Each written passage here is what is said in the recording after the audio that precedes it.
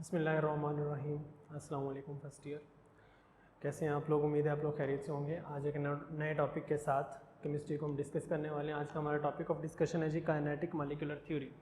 Last time बेटा जो हमने डिस्कशन की थी that was about Graham's law of effusion and diffusion, ठीक है। आज हम पढ़ेंगे काइनेटिक मॉलिक्यूलर थ्योरी और उसके password that is very important. Long question इसकी स्टेटमेंट कुछ इस तरह से है, ये लॉन्ग क्वेश्चन के तौर पर पूछा जाता है, right a detailed note on the postulates of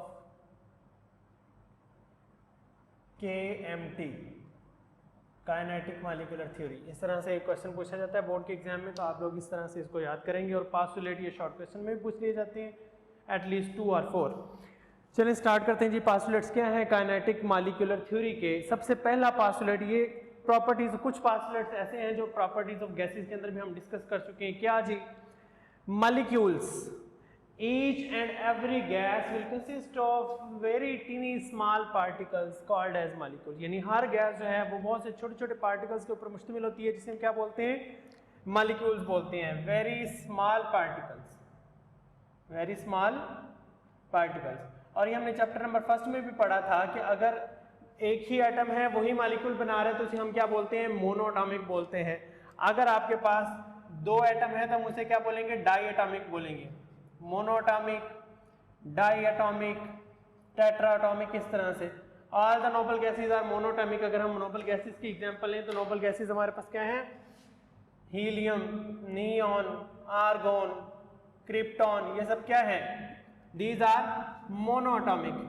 green से नजर नहीं आ रहा, मैं इसको दोबारा लिख रहा हूं। Monoatomic particles. इस तरह से डाईएटॉमिक भी होते हैं, जैसा कि ऑक्सीजन है तो हमारे पास ये सारी ऑक्सीजन, हाइड्रोजन, ये एग्जांपल्स हैं किसकी? मोनोएटॉमिक और डाईएटॉमिक मॉलिक्यूल्स की। तो पहला पास्टुलेट क्या है?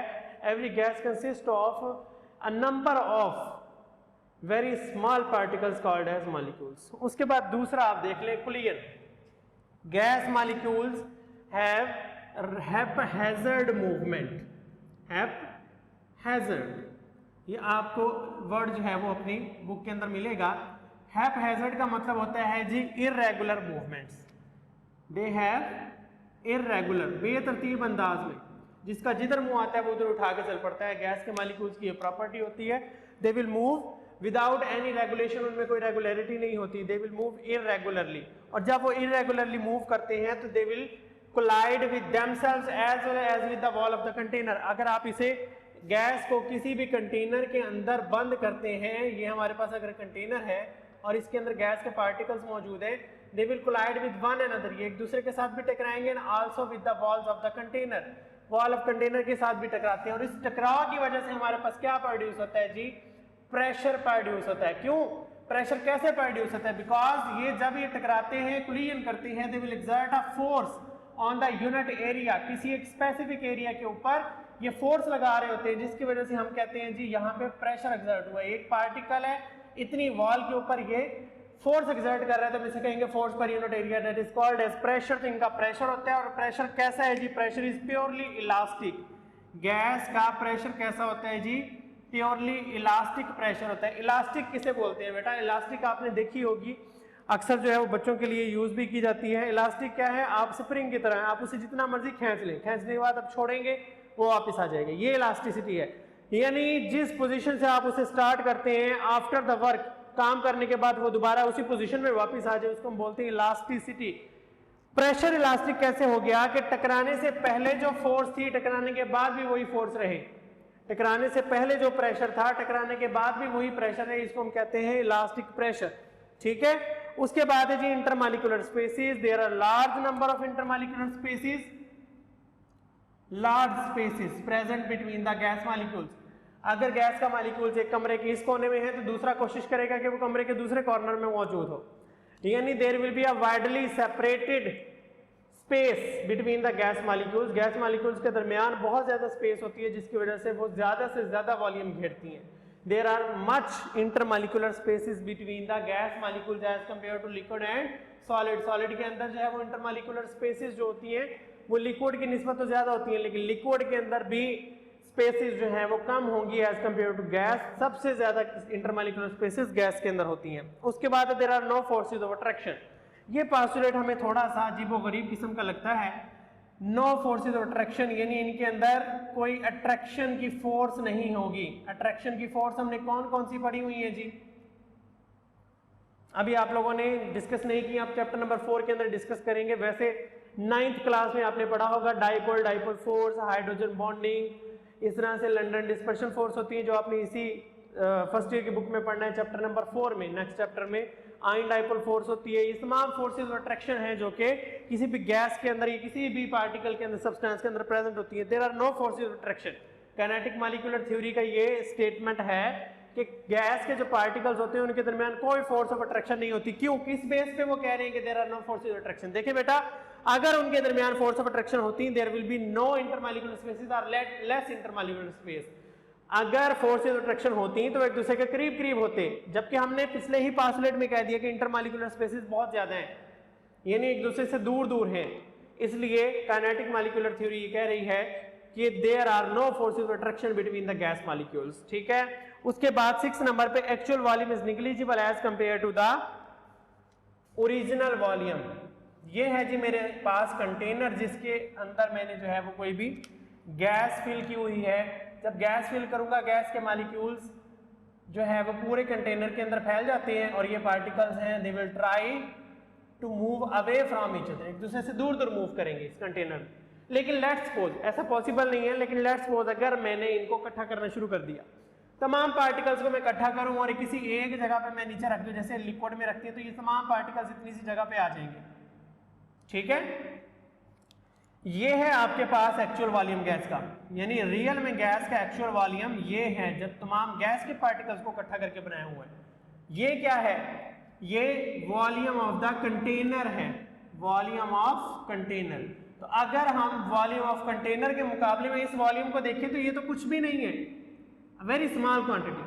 सो काइनेटिक मॉलिक्यूलर थ्योरी क्या कहती है, the actual volume of the gas is negligible, यानी नजरअंदाज कर देते हैं हम जब हम वॉल्यूम ऑफ द कंटेनर को देखते हैं। वॉल्यूम ऑफ कंटेनर के मुकाबले में एक्चुअल वॉल्यूम कुछ भी नहीं है। ठीक है, तो ये हमारे पास छठा पोस्टुलेट है, actual volume is negligible as compare to original volume. ठीक है जी, उसके बाद 7वें नंबर पे आ जाए, ये 7वां पोस्टुलेट मैंने लिखा और ये 8वां।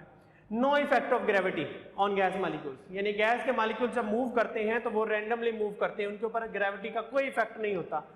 अगर ग्रेविटी का इफेक्ट होता तो गैस जो है वो नीचे की तरफ मूव करती, जमीन की तरफ। जबकि हम क्या देखते हैं, अगर आप बैलून के अंदर गैस को फिल करें, हीलियम गैस होती है, उसे जब छोड़ते हैं तो वो ऊपर की जानिब मूव करते हैं। इसका मतलब है कि ग्रेविटी गैस को अट्रैक्ट नहीं कर रही। तो यही हमारे पास 7वां पोस्टुलेट है 7 नंबर पे, there will be no effect of gravity on the gas molecules when they collide with one another. जब एक दूसरे के साथ कोलिजन करते हैं, मूवमेंट करते हैं, तो इनकी मूवमेंट जो है ग्रेविटी के अंडर नहीं होती, ग्रेविटी फोर्स इसके ऊपर इफेक्ट नहीं हो सकती। So we can say that there will be no effect of gravity. उसके बाद है जी kinetic energy and absolute temperature. Absolute temperature हम चूंकि पहले भी डिस्कस कर चुके हैं, टेम्परेचर वो जो केल्विन की यूनिट्स में उसे हम एब्सोल्यूट टेम्परेचर बोलते हैं, और काइनेटिक एनर्जी ये है। लीजिए काइनेटिक मॉलिक्यूलर थ्योरी का 8वां और लास्ट पोस्टुलेट ये कहता है kinetic energy is directly proportional to temperature. और ये बात है भी सच कि जैसे ही हम टेम्परेचर बढ़ाएंगे मॉलिक्यूल्स की मूवमेंट बढ़ जाएगी। काइनेटिक एनर्जी क्या है, काइनेटिक्स कहते हैं मोशन को, मूवमेंट को, यानी गैस के पार्टिकल्स की मूवमेंट। जैसे जैसे आप टेम्परेचर बढ़ाते जाएंगे गैस जो है ज्यादा मूव करना शुरू कर देगी, गैस के मॉलिक्यूल्स की मूवमेंट ज्यादा बढ़ जाएगी, तो हम कहेंगे कि काइनेटिक एनर्जी भी बढ़ गई है। तो we can say that kinetic energy is directly proportional to the temperature. कौन सा temperature, absolute temperature. That was all about the postulates of kinetic molecular theory. ये 8 पोस्टुलेट है और 8 के 8 आपने याद करने हैं। इनमें से 2 पोस्टुलेट ऐसे हैं जिसके ऊपर हम बाद में डिस्कस करेंगे कि ये पोस्टुलेट जो है वो डेविएट करते हैं, यानी पूरे नहीं उतरते आइडियल बिहेवियर पे। तमाम गैसेस इनमें से 6 पोस्टुलेट को फॉलो करती है, लेकिन 2 पोस्टुलेट ऐसे हैं जिनके ऊपर गैस के ये मॉलिक्यूल्स हैं वो ये पोस्टुलेट अफेक्टेड नहीं होते। वो है 5वां और 6ठा, जो हमने ये कहा कि एक्चुअल वॉल्यूम निग्लिजिबल होता है और दूसरा फोर्स ऑफ अट्रैक्शन नहीं होती। इनको हमने बाद में डिस्कस करना है। तो ये था आज का हमारा टॉपिक जिसमें हमने ये डिस्कस किया कि काइनेटिक एनर्जी या काइनेटिक मॉलिक्यूलर थ्योरी के पोस्टुलेट्स क्या क्या हैं। इसमें हमने वही एज इट इज जो है वो प्रॉपर्टीज डिस्कस की हैं जो हम गैस की प्रॉपर्टीज के अंदर डिस्कस कर चुके हैं, ठीक है। इसके अलावा आज मैं आपको एक और इक्वेशन बताऊंगा, जिस तरह से हमने आइडियल गैस इक्वेशन पढ़ी थी PV = nRT, सेम उसी तरह से हमारे पास एक और इक्वेशन है जिसे हम बोलेंगे काइनेटिक मॉलिक्यूलर इक्वेशन।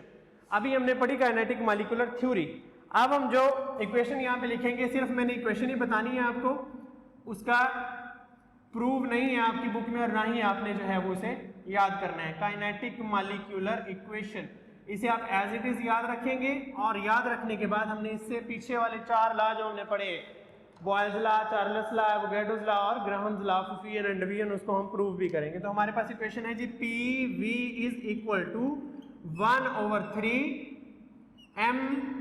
mNc² बार, ठीक है जी। P क्या है? प्रेशर, V वॉल्यूम, 1/3 कांस्टेंट है, M = mass, M is the mass in grams, पहले भी पढ़ चुके हैं। Capital N stands for number of particles, ये क्या है? नंबर ऑफ पार्टिकल्स है। जबकि C², वैसे हम C लिखते हैं स्पीड ऑफ लाइट के लिए, ये आपने पहले से पढ़ रखा है मैट्रिक में, C stands for speed of light. C² का मतलब है हमने जो स्पीड, जब स्पीड ऑफ लाइट को तो हम यहाँ पे डिस्कस नहीं कर रहे हैं, हम तो कर रहे हैं गैस को डिस्कस। तो गैस के मॉलिक्यूल्स की स्पीड को जब हम स्क्वायर में चेंज करेंगे उसको हम बोलेंगे, और यहाँ बार का मतलब होता है एवरेज, तो हम इसे बोलेंगे एवरेज